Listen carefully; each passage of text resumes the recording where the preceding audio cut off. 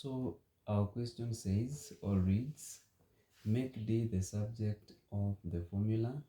Then it is given us as G equals to the root over D minus X over D minus 1.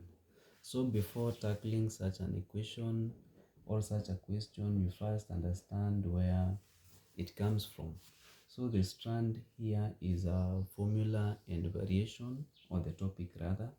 Then how do we proceed? So we can only make D the subject by first getting rid of the root sign, and we can do that one by squaring both sides, so that we have G squared giving us D minus X over D minus 1. Then assume the G squared is over 1. The next step is for us to do what we call cross multiplication, so that we have G squared into D minus 1 giving us 1 into D minus X.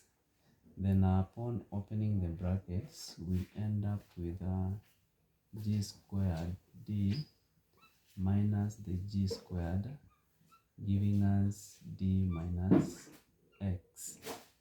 Then we can collect the like terms together. We have G squared D minus D should be equivalent to negative X. When we take the negative G squared, the other side now becomes positive, so that we say plus G squared. Then we factor out D, so that we have D into G squared minus 1 giving us negative X plus G squared.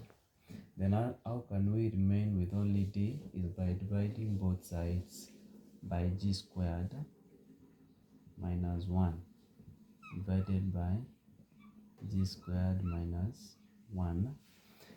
This one will cancel out.